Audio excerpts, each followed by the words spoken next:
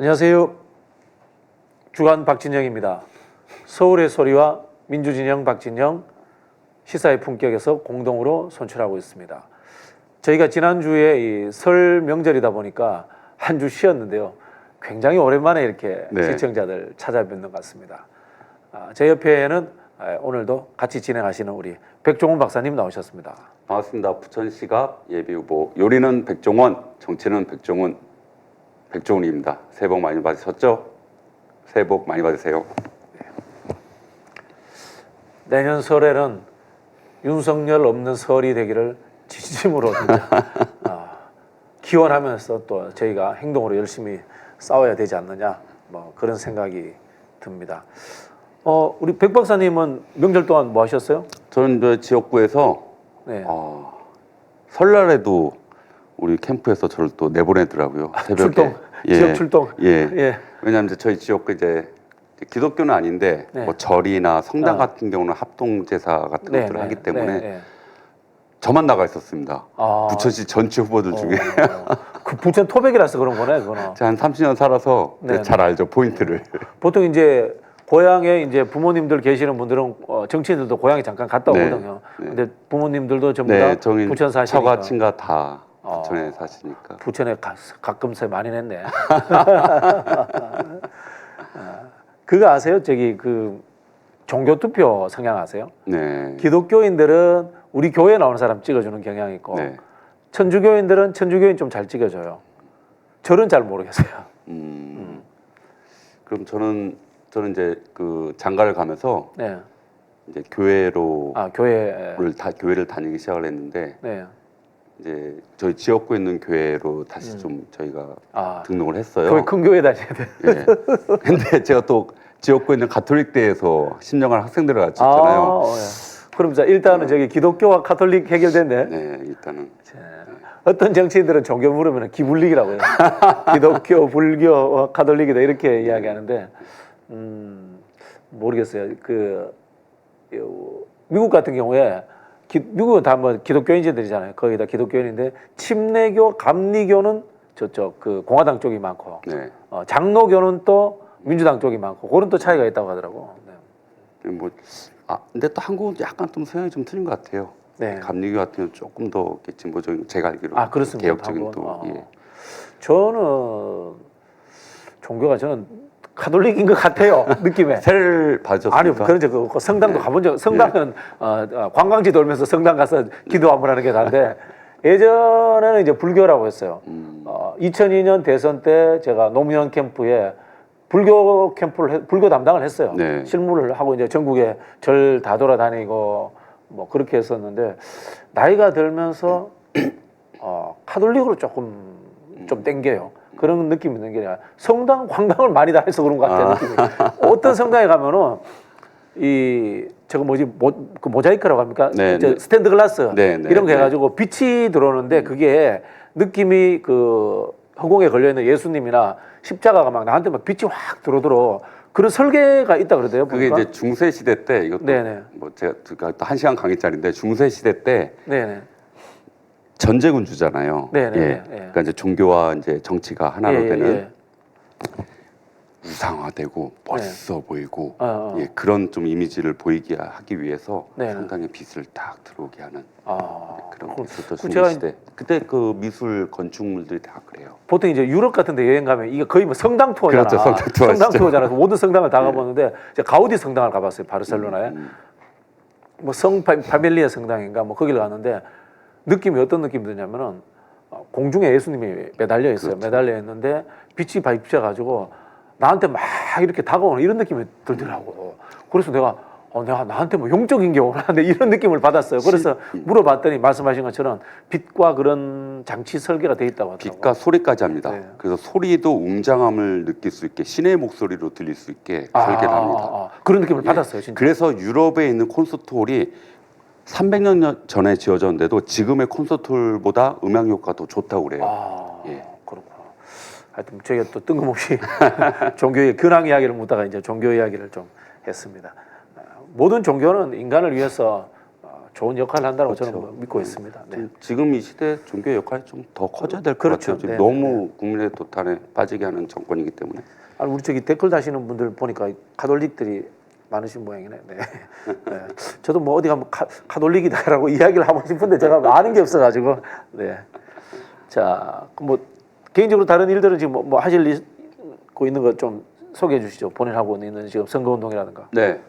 저는 저 부천시 갑 예비 후보로 지금 선거 활동을 하고 있고요. 제가 12월 29일 날 후보 등록을 했어요. 근데 1월 말에 이제 언론사에서 여론조사가 났는데 사선에 도전하는 현역 지역구 국회의원과 제가 지금 3%. 김경엽 의원. 예. 거기 지금 최근에 언론에 나지 않았습니까? 뭐 참여연대에서 네, 그렇지. 했던 것도 있고. 적절치 않은 후보다 네, 뭐 이런 이야기가 부적격자 나왔는데. 네. 뭐 이렇게 얘기가 나왔죠. 거기도 그럼 지금 뭐 선거구 조정이라든가 또는 뭐 후보 기존에 있던 국회의원들의 이 뭐라고 합니까?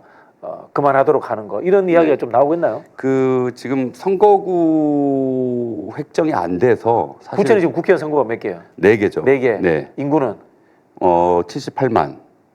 아하. 저희가 지금 100만 도시를 바라봤었는데요. 네.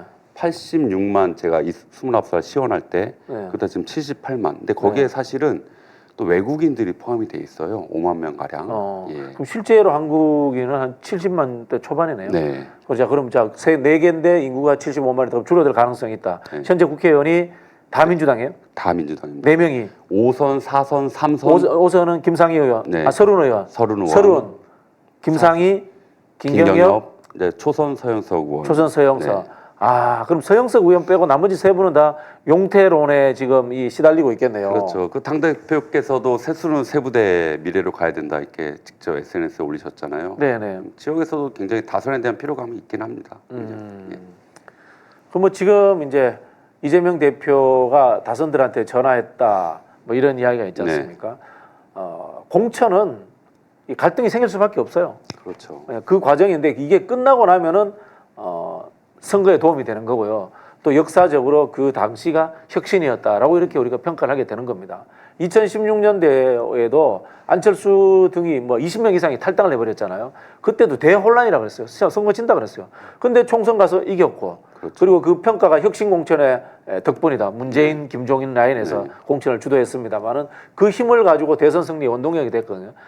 혁신하는 과정은 서로 뭐 분란이 일고 찌르고 하니까 아픔이 있습니다. 그러나 그 아픔이 있어야지 결국은 큰 승리를 가져온다. 저는 그렇게 생각해요. 그러니까 혁신 공천을 하기 위한 그 과정에서의 잡음은 뭐 어쩔 수 없다. 어쩔 수 없죠. 근데 네. 이걸 가지고 이제 당내 분열이다, 내분이다라고 표현하기에는 좀 무리가 있다라고 생각을 합니다. 그 혁신 공천하는데 당내 분열이 일어나지 않는 곳은 군사 독재 정권 전당이에요. 왜 폭력적으로 하니까 네. 없는 거야. 분란이 없는 거. 지금 국민의힘도 공천 과정에 캐비넷이 작동한다는 소문이 돌고 있잖아요. 그렇죠. 네. 캐비넷을 가지고 뭐 사선 의원 오서 뭐 너 저기가 아웃될래 이런 식으로 막 하고 있다라는 이야기가 있기 때문에 결국은 정치라는 것은 갈등과 약간의 분란은 생길 수밖에 없는 겁니다. 사실 또 정당 구조가 예전에 DJ나 YS의 총재 개념이 아니잖아요. 그렇죠, 그렇죠. 당 대표라고 해도 사실은 공천권에 대해서 과거처럼 그렇게 제왕적으로는 못합니다. 그렇죠. 현재 민주주의 당 시스템에서는. 네, 알겠습니다. 그래서 지금 이제 선거구제 같은 경우는 저희가 좀 조사를 해보면 일단은 늘리는 지역이 6개, 네. 부산 북구, 강서구, 인천 서구, 경기 평택시, 하남시, 화성시, 인천도 있는데? 인천 인천 서구. 서구. 예. 예. 그리고 이제 줄일 걸로 예상되는 게 서울 노원구, 경기 부천시, 안산시, 전북 등에서 6개. 지금 이렇게 지금 돼 있고 줄이는 데가 있고 늘리는 데가 있고 여기 이제 인구가 증가하는데 또 인구가 감소하는데. 근데 재밌는 게 지금 하남시 같은 경우가 재밌어요. 하남시 인구가 32만 9천 명, 33만 명 정도 되는데 네. 그래서 인구가 지금 계속 올라가는 추세이죠. 13만 8천, 그 다음 2배로 해서 27만 6천, 이런 식으로 네. 가거든요. 그 다음에 55만 그렇죠. 4천, 뭐 이런 식으로 쭉쭉쭉 이제 더블로 올라가게 되어 있습니다. 그리고 보통 이렇게 되면 지자체에서도 50만 이상 대도시에 대해서는 또 지자체장의 권한이 좀 달라져요. 구를 만들 수 있죠. 그렇죠. 네. 예. 일반구. 그 우리 유권자들이나 시청자들은 이제 이런 일에 뭐 별로 관심이 없잖아요. 뭐 그게 당연해요. 다른데 이제 공무원 좀 하신 분들은 이런 거 잘 알죠. 뭐 50만 이상 되면은 이제 또 공무원 숫자가 늘고 그렇죠. 저 지방 예산도 늘고 급수도 올라가고 그 1급지라고 하죠. 1급지. 그 이야기 뭐냐면은 인구 50만이 넘는 곳의 시장은 1급입니다. 1급 상당. 50만 미만은 공무원을 지금 과거로 치면 2급인 거고요. 뭐 그런 이야기들까지도 하죠. 도시계획의 그 권한도 좀 올라가요. 용적률에 대한 권한까지 올라가기 때문에. 하남시 같은 경우도 지금 1개에서 2개 가불로 나눈다라고 지금 이야기돼 있는데 아마 위례신도시, 미사, 강변도시 이런 것 때문에 그런 것 같아요. 후보들도 뭐 7, 8명 되어 있다고 하는데 또 굉장히 관심 지역인 것 같아요. 근데 제가 좀 옆에 계셔서 죄송하긴 한데 저 때문에 일부러 한 거죠. 아니. 그 좀 여러 가지 이야기를 제가 할 건데 지역구에 대해서 그 선거구제 그 어제 제가 좀 들어보니까 저 직접 제가 말씀은 못 드렸는데 늦은 시간에 하남시에서 박지원 교수님 여론조사가 돈다는 얘기를 제가 들었어요. 저도 어제 유튜브 하다가 댓글 보고 알았습니다. 누가 돌리는지 모르겠습니다만. 어쨌든 우리 선거구제 개편과 관련해서 조금 조정이 될 수도 있다. 인천 서구도 거의 이제 확정시되고요. 저는 이 틈에 줄이는 것보다 인구 줄었더라도 그대로 놔두고 늘리는 곳만 늘렸으면 좋겠어요. 그게 왜 그러냐면요. 우리가 잘못 알고 계시는 게 있는데 국회의원 숫자 있잖아요.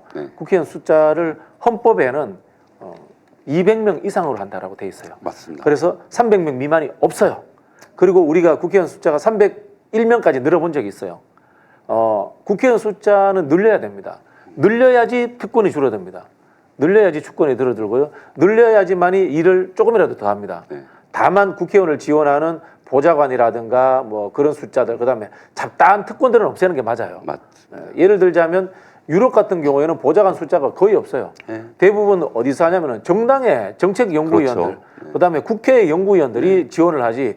우리처럼 뭐 국회의원 수행하고 운전해주고 따라다니는 사람이 서너 명 되고 그렇진 않아요. 우리나라는 국회 또 전문위원 제도가 있고, 그렇죠. 네. 입법조사처도 있고, 예산정책처도 있고, 또 보좌관들도 있고, 또 이런 문제들이 있죠. 그게 입법조사처라든가 국회 예산처라든가 이게 제대로 된 지 뭐 20년도 채 안 돼요. 그 전에는 그냥 정부에서 하는 거에 대해서 제대로 감시도 안 되죠. 갈수록 더 늘려야 돼요, 사실은. 국회의원 수에 대해서 이제 저번에도 방송 때 얘기했지만 자꾸 이제 선거 때마다 국민의힘에서 감축 얘기를 하잖아요. 그래놓고 이제 선거 끝나면 없던 얘기를 하고. 전형적인 포퓰리즘이죠. 이런 겁니다. 그러니까 권한이 이렇게 하나가 있는데 n분의 1이라고 이야기를 하잖아요. 우리 술값이나 밥값 계산할 때 n을 모수를 늘려버리면 그 갖고 있는 권한들이 분배가 돼서 힘이 그만큼 빠지거든요. 아니 민주주의가 그런 거잖아요. 과거에는 귀족들만 투표하다가 국민들 모두가 투표하는 거고 여성들도 투표권 안 줬다가 주는 거고 민주주의라는 게 늘어나는 거예요. 결정권이 분배시켜버리는 거예요. 국회의원 숫자가 늘려지는 게 민주주의 확대예요. 그러니까 국회의원에 대해서 비판적인 정치 혐오 여론이 있으니까 단순하게 국회의원 수를 줄이겠다가 아니라 사실은 방금 말씀하신 보좌진이나 이런 제도적인 시스템 좀 개편하고 의원수를 잘 늘려서 권한을 축소시켜버리는 게, 그리고 다양한 사람들이 들어가서 일할 수 있는, 국민의 목소리를 대변할 수 있는 그런 국회가 되기를 바랍니다. 네, 선거구 획정 잘 됐으면 좋겠습니다. 뭐 부처는 그대로 4개 있으면 좋겠네요.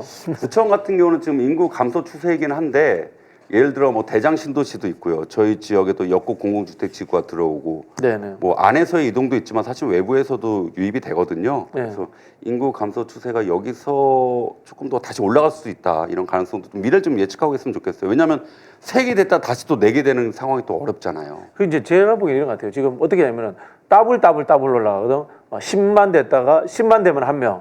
예를 들자면은 20만 되면 2명. 그 다음은 또 40만 돼야지 3명. 그 다음 80만 돼야지 4명. 이런 식으로. 저는 그게 맞지 않다고 봐요. 저는 15만 명당 1명, 20명당 1명 이렇게 좀 정확하게 딱딱딱 끊었으면 좋겠어요. 맞습니다. 그게 유권자들의 표심이 똑같이 반영되는 거잖아요. 누구 표는 뭐 10만 표고 누구 표는 20만 표고 이러면 안 맞잖아요.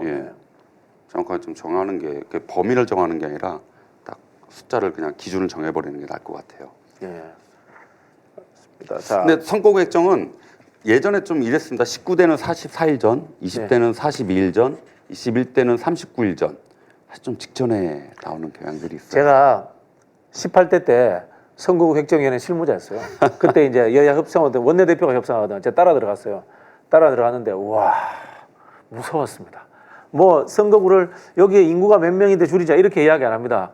민주당이 그쪽 당 보고 그쪽 당 어디 줄일래요? 그럼 자기 정해져 있어. 그러면 그쪽 당에 왕따 의원이 있습니다. 왕따 의원이 뭐 조팔룡이다 그러면 우리 조팔룡 그러거든. 그럼 민주당에도 그쪽에서 민주당에는 어디 줄여 그러면 우리는 뭐 김갑자 뭐 이런 식으로 해서 그 당의 왕따 의원 자리 그냥 없애버려요. 그래서 깜짝 놀랐어. 따라 들어가 보고. 왕따라는 게 좀 뭐 무능하고 또 이렇게 잘 의정을 또 못했으니까. 그렇죠. 그래 이게 이번에도 이제 민주당에서 이 컷오프 시키는 의원들에 대해서 의원 다면 평가 비중이 굉장히 높게 들어가요. 네, 네. 의원들끼리의 평가가 제일 냉정해요. 해보면은. 그래서 지금 이제 다선 의원들 특히 저희가 지금 10%는 30%, 하위 10%는 30% 감산, 네, 네. 20%는 또 하위 20%는 20% 감산이잖아요. 네. 지금 개별적으로 본인만에게 이제 통보가 되고 있고, 이제 사실은 기술적으로 이제 그저께 이후로 이제 그러니까 어제 오후부터 좀 다시 통보가 되는 것 같아요. 네, 지금 조금 의기소침해 있고 찌그러져 있는 다선 네. 의원들은 네. 이제 그런 분들이라고 이렇게 짐작하시면 됩니다. 네. 자, 선거구 이야기는 이 정도로 하고 네. 저 어쨌든 문화 전문가시니까 최근에 영화 이야기 잠깐 해볼게요. 건국 전쟁 이거 뭐예요 이게? 제가 사실은 건국 전쟁에 대해서 하고 싶은 말이 좀 많아졌는데요. 네, 이승만 이야기죠 이게. 그 건국 전쟁을 보통 이제 영화를 보면은 감독에 대해서 이야기를 하거든요. 네, 네. 이제 포스터 떴는데 김덕영 감독입니다. 네. 이 분이 어떤 작품을 또 예전에 했는가라고 봤을 때 요 전 작품이 뭐냐면 당신의 한 표가 위험하다라는 작품이에요. 네. 이거 교수님 전문가시잖아요. 네, 네. 부정개표, 뭐 전자개표 이거 말씀하신 거잖아요. 이 체제 부정 세력이네. 그리고 또 재밌는 건 페이백에 대한 좀 논란이 있어요. 페이백은 뭐예요? 돈을 네. 돌려준다는 거예요? 네, 그 트루스 포럼이라는 곳에서 네, 네. 5천만 원의 펀드를 모아서 10대부터 40대까지 영화 인증샷을 찍으면, 네. 근데 또 재밌어요. 이름, 연락처, 또 개인 DB를 달라고 해요. 헐. 10대부터 40대까지 치약, 국민의힘의 치약이죠. 네, 네. 그래서 인증샷을 올리고 댓글을 달면 14,000원을 또 준다는 거죠. 여기 홈페이지 보면 뭐 2만 원까지 준다, 재비용까지 준다라고 하는데 댓글을 보니까 오후에 신청을 했더니 바로 그날 저녁에 돈이 들어왔대요.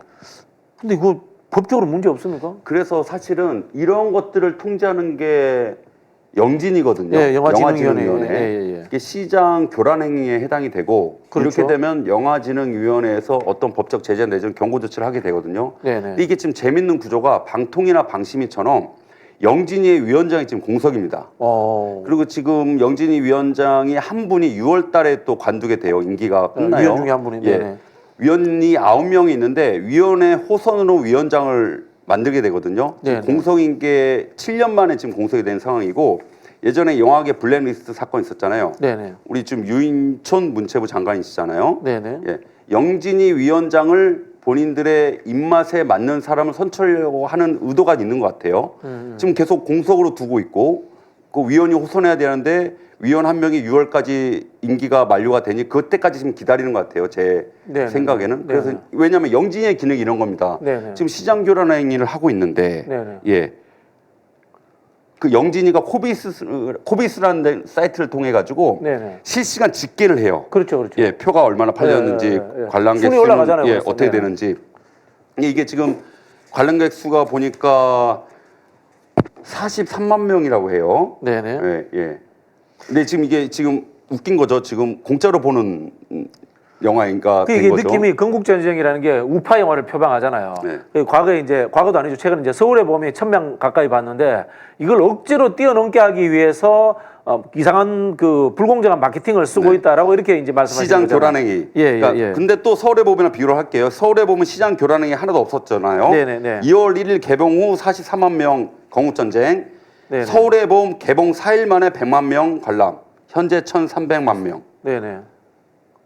벌써 차이가 나죠. 그렇죠, 예. 그렇죠. 네. 그 여기는 뭐 지금 그 댓글부터 시작해서 인증샷까지 굉장한 마케팅을 하고 있어요. 네네. 더 재밌는 건 마음 아프죠. 세월호 참사 4월 16일 네네. KBS에서 다큐를 방영하려고 하는데 그걸 지금 못하게 막아버렸어요. 이게 기사화됐고요. 근데 또 재밌는 건 KBS에 전 이사했던 사람이 건국정쟁은 KBS에서 방송을 해도 되겠다. 방송을 해야 된다. 라고 또 이야기를 하는 기사들이 돌고 있어요. 이거 총선 앞두고 하는 이념 전쟁이네요. 네. 저 투표에 어떤 뭐 영향이 있었으면 좋겠다라는 그런 하나 염원을 담고 있는 것 같아요. 그 발터벤이라는 학자가 기술복제 시대 예술 작품에서 예술의 정치화라고 이야기를 하거든요. 근데 보통 우리나라도 그렇고 외국도 그렇고 영화계가 다 진보잖아. 네. 근데 이런 사람들도 있긴 있군요.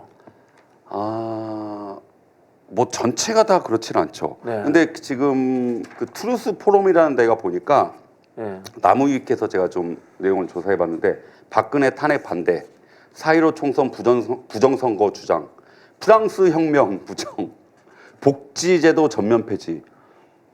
지금 근데 트루스 포럼에서 지금 펀드를 조성해가지고 인증상 올리면은 뭐 2만 원에서 14,000원 주겠다 이 말이거든요. 이야, 기가 찬다. 근데 이분이 아까 보니까 그 전에 만든 영화가 부정선거 관련해서 영화를 당신의 한 표가 위험하다. 그게 이제 부정개표. 투개표 조작 예. 그 이야기인데 이승만이 3.15 부정선거로 쫓겨난 사람인데 그 앞뒤가 안 맞는데? 영화 내용도 지금 보면은 두 가지로 그 한동훈 위원장 이야기를 들어보면 두 가지로 좀 나눠볼 수가 있는데 첫 번째 농지개혁. 이승만 대통령. 네. 근데 그거 아시잖아요. 나중에 소장농들한테 세금을 하도 많이 해가지고 소장농들이 나중에 다시 분홍한테 땅 넘겨버리고 떠나버렸잖아요. 그렇죠. 그게 예. 이제 6.25 네. 전쟁이 일어났을 때 네. 농민들끼리 그 서로 이제 좌우익 싸움 나는 원인 네. 제공이 됐죠. 그리고 또 이제 이승만에 대한 미화를 하는데 우리 헌법 전문에 나와 있잖아요. 4.19 혁명에 대해서 우리가 개성한 정부라고. 그럼 우리 4.19 혁명을 부정해야 돼. 헌법을 부정해야 돼. 4.19의 원인이 뭡니까? 이승만 때문이죠. 3.15 부정선거잖아요. 그렇죠. 네. 근데 영화의 내용을 보면 이승만은 상관이 없고 그 밑에 사람 이기붕 말도 안 되는 등등이. 소리 또. 그럼 이승만이 그 망명을 왜 가? 그러면 이런 구조면요. 지금 윤석열 대통령은 책임이 없는 거예요. 한동훈 책임이야? 예. 본인 말이에요. 본인 책임이라는 거예요. 제가 보기에는 한동훈 책임도 아니고 김경률 책임이야. 이승만의 이기붕 지금 뭐 유성년의 한동훈 이런 거 아닙니까? 네. 예. 그걸 상기시켜 주려고 영화를 만들었나? 그러고요. 박정희도 이승만을 너무 싫어해가지고 이승만 정권 시절에 끊임없이 쿠데타 시도를 했어요. 그렇죠. 그래서 사실은 박정희가 이승만이 죽기 전에 한국에 귀국하겠다는 걸 못 들어오게 막아버렸어요. 네. 그리고 또 박정희가 했던 일 중에 하나가 물론 위대하고 훌륭하신 분이지만은 김구 선생이라든가 이순신 장군을 더 이렇게 붐업을 해요. 그게 이승만을 격화시키기 위한 그렇죠. 하나의 도구기도 했어요. 네. 뭐 김구 선생님에 대해서 얘기를 하면 또 말이 길어지니까 하여튼 그 건국 전쟁 여러분 뭐 이렇게 지금 뭐 무슨 뭐 43만이 보고 있고 지금 뭐 연예인들이 뭐 너무 좋은 영화다 뭐 셀럽들이 등장하고 또 뭐 이렇게 하는데 조직적으로 뭐 보고 있다 뭐 엄청 기사들이 나오는데 이거 지금 공짜로 보여주고 있고요. 댓글도 지금 유도를 하고 있고요. 댓글 달고 인증샷을 올려야지 돈을 준다 페이백을 하고 있고요. 이거 영진이에서 지금 경고를 해야 되는데 영진이는 또 이 정권에서 장악하기 위해서 공석으로 두고 있고 이런 상황입니다. 그리고 이 감독이 만든 작품 당신 한 표가 위험하다 모두 다 동의 안 하시죠? 그리고 트루스 포럼이라는 데 박근혜 탄핵 반대한 단체라고 합니다. 나무위키에 통하면 여러분 그 건국 전쟁에 대해서 영화를 봐도 우리 헌법에 대한 도전이고요. 예. 그렇죠. 네. 지금 영화를 흥행시키기 위한 여러 가지 지금 작업들을 하고 있다. 예. 그 전에 서울의 이제- 소리 OTT에 나왔거든요. 네. 이거 한번 더 보십시오. 그게 나을 것 같아요. 저 이제 서울의 봄. 그 우리 서울의 봄 올라왔어요? 네, OTT. 알겠습니다. 그 우리 진짜 한국에 뭐 보수적인 분들 있어요. 보수들에게 이제 묻고 싶어요. 이승만이냐 박정희냐 택하세요. 우리가 보기에는 도낀 개낀 똥 묻은 겨 묻은 이지만은 그래도 당신들에게는 차이가 있을 거고요. 그리고 뿌리가 다릅니다. 그렇죠. 확연히 다릅니다. 그런 부분이 있기 때문에 여러분 제가 봤을 때는 지금 이승만을 띄우는 거는 한편으로 박정희 지옥이기도 해요. 예. 그런 부분에 있어서 한국의 보수들은 참 불쌍하다. 그 수준에서 이렇게 선택해야 된다는 게 사실 한국의 보수의 제가 보기에 태도는 김구 선생인데 김구 선생님이 보수인데 전형적인 맞습니다. 예. 김구 선생이 보수인데 공산주의도 싫어하셨고 왜 자꾸 김구 선생은 버리고 이상한 이승만 박정희 가지고 이렇게 하는지 이상한 사람들이야. 참. 일단 산업화 30년, 민주화 30년, 기본사회 30년 이렇게 이제 정리가 됐잖아요. 우리 민당 뭐 대표님도 그렇게 말씀하셨고 뭐 이렇게 해서 뭐 과거의 보수 정권들 이제 박정희 대통령은 이제 장점과 단점에 대한 평가는 저희 이미 다 여러 번 정리가 됐잖아요. 예. 근데 갑자기 이승만 갑자기 그러니까 건국의 아버지. 아무래도 다니엘라님이 글을 다셨는데 친일이니까 이렇게 다셨는데 김구성은 민주당이 좋아하잖아요. 네. 민주당이 김구성이 굉장히 인재 용입도 원래 또 김구성님 그 손자도 민주당에서 활동을 하셨고 그럼 민주당이 정통 보수 정당이야. 정통 보수가 원래 민족주의거든. 민족주의거든. 그렇죠. 그래서 민주당이 정통 보수 민족주의 정당이고 쟤들은 친일 정당인 것 같은 이렇게 구별이 되네. 그러니까 그러면 이제 우리 저 홍범도 장군부터 또 올라가는 거예요. 그렇죠. 이분들 생각이 그 홍범도 장군도 뭐 좌익이 아니라 민족주의자예요, 사실은. 네. 그러면서 이제 또 교수님 저를 항상 공격하는 백선엽 장군, 네. 동상 건립 네. 이런 저 같은 일가지만 백선엽에 대해서는 굉장히 반대합니다. 자, 친척 중에 제일 유명한 사람 백선엽. 네. 백남훈 선생님도 있고요. 백남봉, 백남봉. 백남준, 백남준은 예, 백일섭. 백남봉은 저기 인천 앞바다에 사이트가 또 있어도 저기 네. 그 제가 수원백신데 저희가 일가예요. 하나밖에 없어요. 본이. 전국에 제가 인구 몇만이에요? 제가 알았을 때 저희 꽤 많아졌어요. 왜냐하면 자손들이 잘 된다고 그래가지고 10만 대요? 10만보다 더 높은 걸 알고 있습니다. 우리보다 많네. 예. 제가 무한박가인데 네. 우리가 이제 박가들 중에 7대 박가에 들어가요. 근데 7만 명밖에 안 돼요. 그리고 직계 중에 유명한 사람은 없어요. 교수님 계시잖아요. 아니 사람들한테 무한박가 중에 유명한 사람 되라 이렇게 이야기할 수 있는 사람이 성삼문 사위. 성삼문 사위가 박임경이가 그런 분인데 제 직계예요. 네. 그때 이제 돌아가셨죠. 능지처참형을 다 그래서 그때 다 도망가가지고 전국으로. 그래서 특히 이제 우리는 인구가 얼마 안 돼요. 보통 그 밀양박 씨가 한 4,500만 가까이 돼요. 네. 근데 우리도 이제 그때 7대 박씨, 8대 박씨에 들어가는데 박씨 성이 본관이 한 5, 60개 되거든요. 그 중에 이제 본 그건데도 7만밖에 안 돼요. 그러니까 저희 백 씨는 선거 때 가수 백영규도 있네. 제가 백 씨 잠깐 얘기하면 선거 때요. 네. 백 씨성을 가진 사람 굉장히 유리합니다. 국민의힘을 지지해도 백 씨라고 그러면 저희 실제로 제가 선거운동을 지금 해보면 무조건 당신 그 백선엽 덕 아니야 또 혹시? 백선엽 저는 반대합니다. 반대하죠. 예, 절대 거기에 대해서는 반대 의견을 갖고 있고요.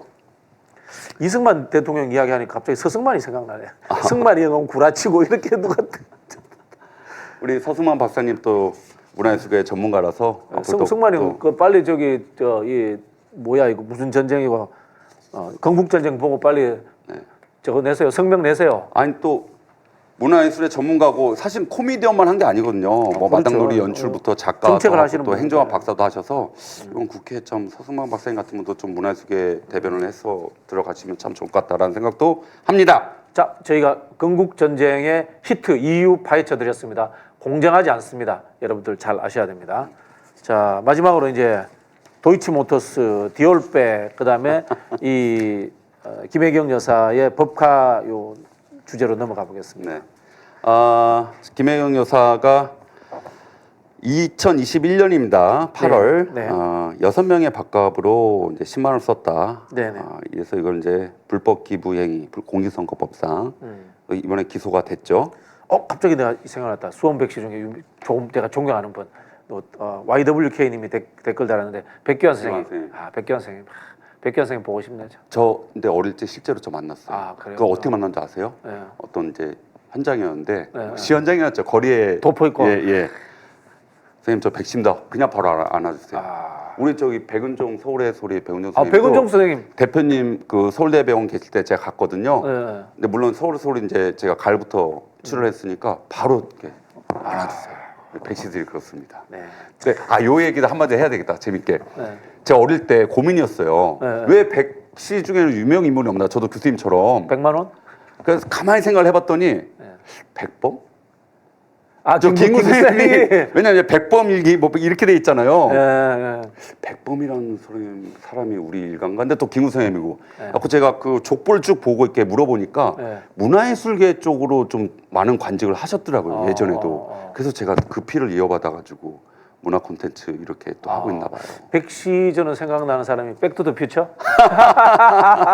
근데 사실은 백남준 선생님은 세계가 인정하는 미디어 아트의 개척자입니다. 예. 그래서 오늘 저기 우리 수원 백시 저기 백 박사님한테 백에 대해서 백에 대해서 한번 지금 이야기를 들어보겠습니다. 백에 대해서 이야기를 하는데 그 명절에 이제 KBS 대담 있었잖아요. 네. 자, 그 아나운서가 파우치라고 이야기를 파우치 합니다. 아닙니다. 백입니다.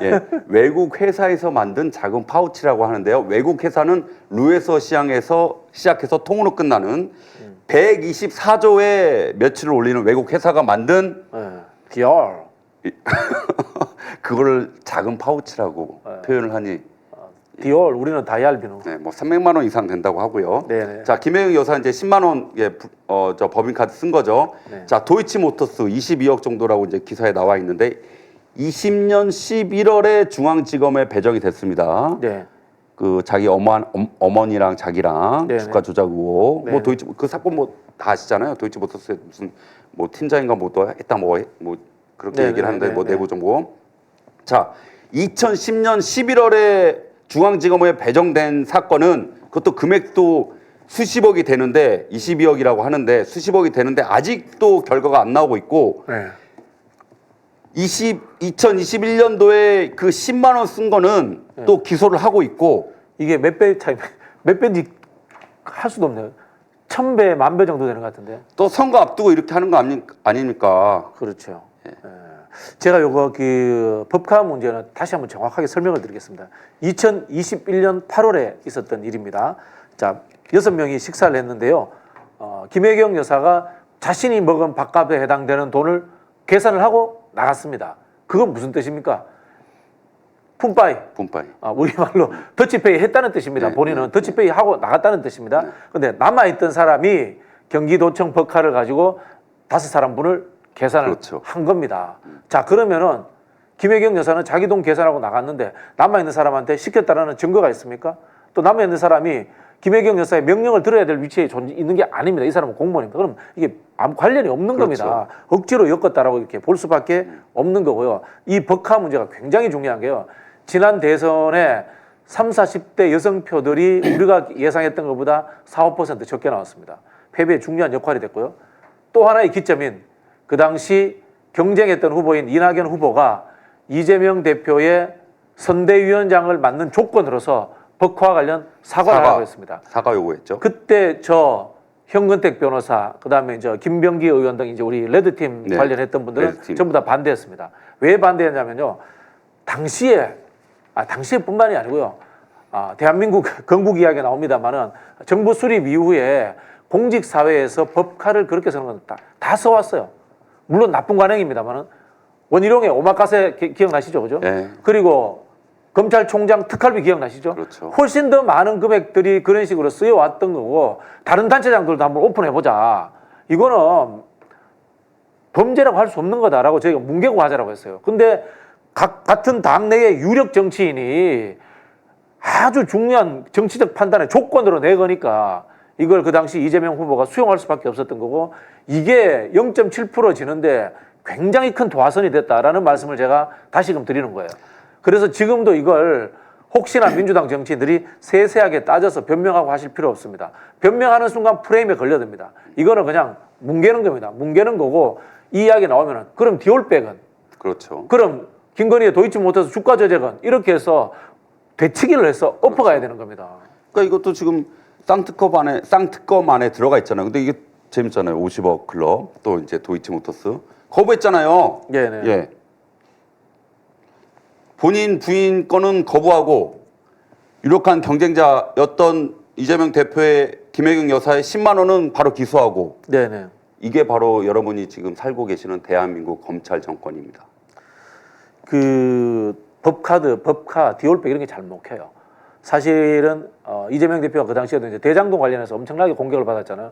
근데 대장동은 어려워요. 근데 법카 썼다 이러면 바로 와닿거든. 그렇죠. 10만 원도 채 안 되는데 디올백도 맞아요. 굉장히 와닿거든 쉽고 그렇기 때문에 이 디올백 공격을 계속적으로 해야 되는 거예요. 외국 회사가 만든 작은 파우치, 자, 그 외국 회사 루이비통 124조 매출액입니다. 그 회사가 디올 아니야? 디올의 모그룹이 루이비통이에요. 네. 아, 루비통모의 헤네시, LVMH. 예. 그렇게 루이비통이 그런 걸 갖고 네, 있어요? 예, 예. 몰랐다. 루이비통 모에 헤네시네. 그럼 이 루이비통이 다른 걸 인수한 거겠네? 뭐 저도 거기까지는 뭐 거기까지 좀 부잣집 아들로 알고 있는데 이 명품 이런 데 약하고 나오니까. 그건 잘 모르겠어요. 예. 세금 도둑 잡아라는 님이 잘 정확하게 다뤘었네요. LVMH라고. 네. 또 BBC에서 보세요. 디올백 스캔들 또 방송했잖아요. 네, 네. 그러니까 이 윤석열 정권은 외국 회사는 도와주고 있고요. 네. 명품 회사 특히 김건희 여사가 좋아하는 명품 회사는 이렇게 또 광고 효과를 내주고 있고. 네. 왜냐면 외국에서 봤을 때는 한국의 대통령의 부인이라는 위치가 굉장하잖아요. 굉장하죠. 네. 예, 그 디올백 스캔들을 하는 순간 디올백 매출 올라가죠. 근데 보세요, 우리 엑스포 부산 엑스포 참패스 때 20분간 영상에 한류 스타들 들어갔잖아요. 네네. 패배했잖아요. 29일날 29%의 지지율 29표 받고 거기 들어왔던 배우들 한류 스타들 이미지 전이 효과 때문에 안 좋아졌죠. 또 안타까운 이성균 배우님 그 노출시켜가지고 한류의 중심인 대배우가 또 하늘나라로 가게 되는 이 상황이 벌어졌죠. 우리나라 한류는 다 망가뜨리고 있고 우리나라 한류는 외국 또 명품회사는 살려주고 있고. 지금 또 무슨 이야기가 나오면 김정숙 여사 문재인 대통령 시절에 영부인인데 그때 경호원이 수영을 가르쳐 줬다라고 해서 그걸 직권남용으로 걸겠다라는 이야기를 하고 있어요. 그러면은 김건희 씨가 어디 저기 동유럽 가서 그때도 백 사러 다녔다고 하죠, 그죠? 그때 경호원들 따라다니까 그것도 그러면은 직권남용 아닌가요? 이번에 그 해외 순방 가기로 돼 있었잖아요. 네네. 취소됐잖아요. 네네. 왜 그럴까요? 그 김건희 씨가 뭐 해외 순방 가는 나라가 유럽입니다. 유럽에는 이 디올이라는 이런 명품의 가게들이 스트리트 많잖아요. 네네. 바로 또 노출되죠. 그럼 또 저 대한민국 국민이 또 디올백을 연상을 하겠죠. 네. 이게 국빈 방문이기 때문에요. 그거는 국빈 방문이라 당연히 영부인이 따라가잖아요. 독일 쪽에도 파파라치도 많아요. 예, 네. 국빈 방문. 네. 근데 국빈 방문은 잘 아시잖아요. 그게 뭐 며칠 전에 우리가 여행 가듯이 가는 게 아니잖아요. 이거 국제적인 신뢰예요. 큰 대형 실수를 한 거예요. 국격 하락 이런 거 하나 때문에 대한민국 네. 왜 그렇습니까? 참 부끄러운 현실입니다. 인지 부조화 정권. 네. 이해가 안 돼요. 지금 보니까 윤석열 정부와 국민의힘은 김건희 씨가 이제 언론에 노출되는 것을 막기 위해서 굉장히 노력을 하고 있는데 그렇죠. 그게 뭐 시스템적 노력이 아니라 개인을 이제 못 나오게 이제 하고 있는 거지. 예. 그런 것 같아요. 근데 저는 곧 나올 것 같아요. 곧 나와서 한동훈하고 한판 싸울 것 같아요. 공천 문제 때문에. 공천 문제도 뭐 한동훈하고 한판 붙을 것 같아요. 이미 많이 틀어졌다라는 생각이 들고요. 그래서 저는 그 민주당이 디올백 문제 계속 물고 늘어져야 돼요. 그리고 김경률은 조국 흑서도 썼는데 디올백 흑서는 왜 안 써? 그러니까요. 네. 예. 김경률 씨 디올백 흑서도 쓰세요. 양심이 있다면. 아 그렇게 입에 거품 물고 네 분이서 그 진중권 포함 등등 네 분이서 그렇게 그러니까. 얘기를 해놓고 뭐 토크쇼도 하고. 그렇죠. 저 기생충 그 사님, 네 그분이랑 같이 왜 안 쓰세요? 뭐 같은 선민 씨 상황인데. 뭐 하세요? 디올 흑서 한번 쓰세요 진짜. 네. 권장드립니다. 저희가 쓸까요? 우리가 아니 뭐 김경률이 써야지. 네. 알겠습니다. 자, 저희가 뭐 전반적인 이야기를 다 했는데 이 혁신공천 문제에 대해서 또 마지막으로 좀 이야기 좀 해주시죠. 네. 사실 그 지역에도 그런 대상자들이 많으시니까. 네, 저희 지역구만 예를 들게요. 제가 이제 부천시 갑인데 제가 이제 선거운동을 이렇게 해보면 저도 지금 현역 의원과 언론사 여론조사 보면 3%대 오차범위 초접전이거든요. 저는 12월 29일날 후보 등록했고 사선 도전하시는 분이랑 다선에 대한 피로감, 네. 특히 또 뭐 참여연대 등등에서 발표한 좀 문제가 있는 현역 의원들에 대한 피로감들이 굉장히 높다. 네. 특히 근데 부천이 543이기 때문에 네. 거기에 대한 여론들이 굉장히 높다. 이런 문제가 있고, 근데 저는 좀 걱정이 되는 게 있어요. 리얼미터 여론조사. 이게 지금 41.4, 43.3인데 1년 전에가 36.9, 민주당이 47.7이었거든요. 네. 이거는 좀 어떻게 생각하세요? 왜 이렇게 일단 지금... 제가 그 테이블을 봤는데 보수가 진보보다 6, 7% 정도 좀 과표집돼 있어요. 과표집 그렇죠. 그러면 여기에서 민주당 지지율 한 5%더 있다라고 보시면 됩니다. 네. 그럼에도 불구하고 3개월 전하고 비교하면 많이 따라붙었는 게 사실입니다. 이건 뭐냐면은 우리가 이제 한동훈이 뭐 연탄 배달하고 이런 걸 비판을 하잖아요. 비판을 하는데도 불구하고 이 언론들이 거기에 대해서 조명을 해줘 막 용비애청가를 불러주니까 국민들이 거기에 좀 현혹된 측면이 있어요. 이야기 뭐냐면은 민주당이 공천 혁신에만 매달리지 말고 정책, 그다음에 전략적 그림 내기에 조금 공을 들일 필요가 있습니다. 그래서 거시경제정책이라든가 이런 것들을 민주당이 만들어간다라는 느낌들, 그런 것들을 좀 만드는 전략적 행보를 할 필요가 있다. 그런 생각이 좀 듭니다. 사실은 지금 상황을 보니까 이제 대표가 직접 전화해서 정리를 하잖아요. 이게 아마 그 정리되시는 분들에 대한 예의이기도 하고 최종적으로 책임지겠다는 자세이기는 합니다만은 이거 사실 뭐 중진들이라든가 사무총장이나 연구원장 이런 분들이 했잖아요. 과거에. 예전에 비서실장, 저 사무총장, 연구원장도 우리가 그 지난 총선 공천에 비판했던 게 양정철 뭐 그런 분들이 했잖아요. 그죠? 이해찬 대표는 뒤로 빠져 있었고 그런 부분에서 좀 당의 실무진들의 좀 분발을 좀 촉구하고 이재명 대표는 오히려 좀 이 거시경제 정책이라든가 윤석열 정부 심판에 해당되는 부분들에 그림 내는 큰 행보를 할 수 있도록 좀 주의해서 좀 이렇게 역할 분담이 되었으면 좋겠어요. 그렇게 노출이 됐는데 보수 언론에서는 그건 이제 당 내분의 중심은 이재명 이렇게 지금 프레임을 또 씌우고 있거든요. 근데 뭐 누가 그러더라고 뭐 비선 공천한다는데 이재명이 당 대표인데 무슨 비선이야? 말도 안 되는 소리. 원래 당 대표 이름으로 공천장에 도장이 찍혀 나가는데 뭐 비서 자기가 생각하는 대로 하니까 또 자기가 한 일이 있으면은 그 사람들은 그쪽 국민의힘 쪽에서 또 그렇게 이재명 대표를 비선으로 대표로 생각 안 하는 모양이네요, 진짜. 민주당의 시스템 공천은 여러분이 잘 확인을 하셨잖아요, 지난 총선에서도. 이제 어제부터 이제 댓글에 고민정 의원 이야기를 많이 하시는데요. 이게 보니까 결국은 여론조사를 많이 반영하니까 이런 것 같아요. 지금 이제 제가 알고 있는 바로는 20% 이상 차이 났을 때, 그 다음에 상대 후보가 한 자릿수였을 때, 내는 이제 단수로 가는 것 같아요. 그리고 이제 우리 열혈 당원들이 생각하는 비판의식과, 그 다음 한편으로 뭐 저를 비롯하여 우리 백 박사님 같은 것을 좋아하는 것과의 게 실제로 보면은 한 5에서 10% 이상 영향력을 발휘 못하는 것 같아요. 좀 더 여러분들이 확산시켜 주셔야 돼요. 맞습니다. 네. 그래서 정봉주 의원이 또 박용진한테 더블 스코어를 지는 거 보고 깜짝 놀랐어. 네. 사실은 그게 그런 거예요. 제가 몇 번 이야기를 했지만 체포동의안 가결됐을 때 전 당원들이 분노를 하고 저도 국회의사 앞에서 울고 그랬거든요. 네. 그 지역구 내려오니까 지역구에는 국회의원이 활짝 웃는 모습으로 현수막에 걸려 있어요. 그렇죠. 네. 예, 자기만의 벙커를 파고 성을 만들어서 그렇게 구축을 해놓는 겁니다. 그렇죠. 그러니까 정봉주 제 후원의 후원회장님이시기도 한데 정봉주 저 교육연수원장님 같은 경우도 전국적 지지율은 넘사벽일 텐데 그렇죠. 지역으로 들어가면 이렇게 현역 의원들이 그렇게 파놓거든요. 벙커나 성벽을. 저도 이제 경선을 해서 져봤잖아요. 져봤는데 지역구에 당원들의 한 절반 정도는 이제 전국적 여론, 중앙 정치의 흐름, 이재명 대표와의 호흡 이런 게 영향을 받고 50% 정도는 약지지층이에요. 민주당 약지지층인데 이분들은 지역위원장의 조직적 관리 또는 뭐 지역위원장의 인지도 이런 쪽에 더 영향을 받으시더라고요. 현수막을 매번 걸잖아요. 그렇죠. 현수막을 많이 거니까. 그래 이분들은 또 조직적으로 또 동원이 되기도 해요.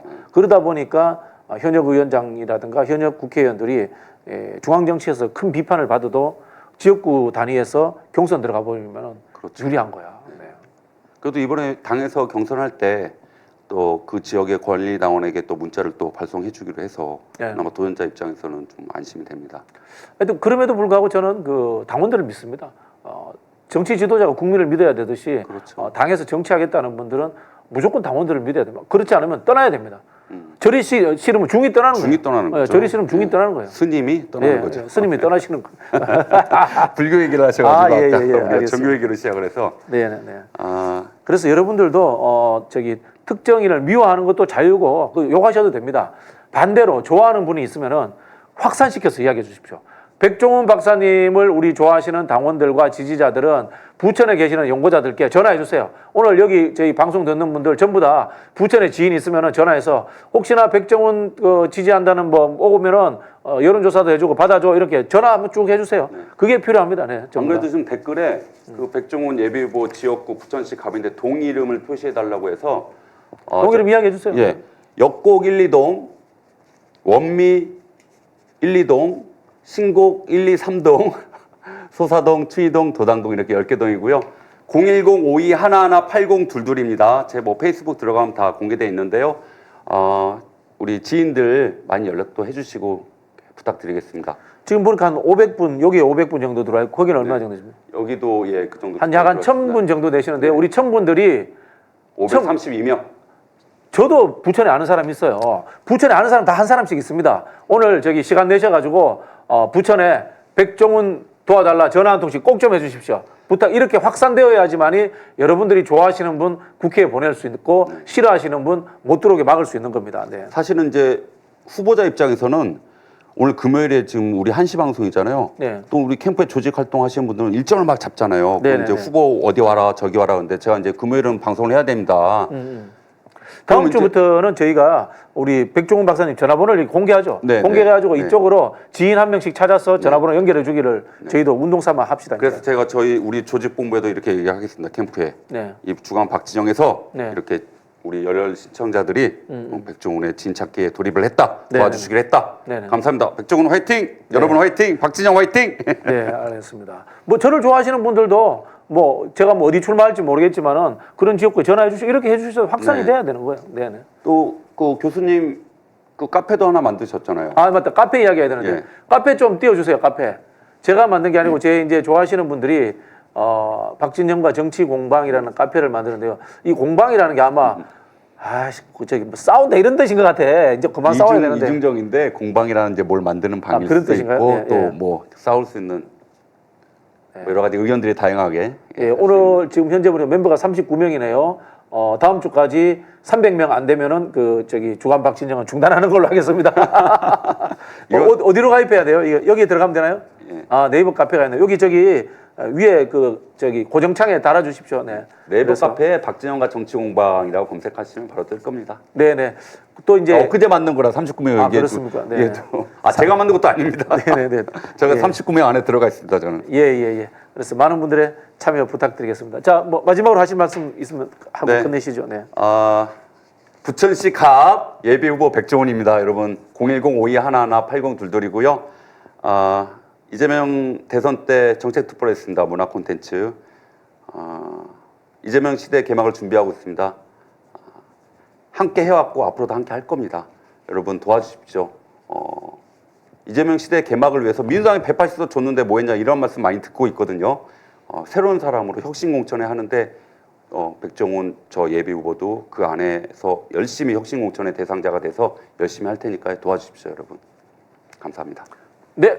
오늘 주간 박진영은 여기서 마치도록 하겠습니다. 다음 주에 또 다시 만나요. 제발 300명 돼야 돼요. 제발. 네이버 카페 박진영의 정치공방. 네, 감사합니다. 이것으로 마치도록 하겠습니다. 네.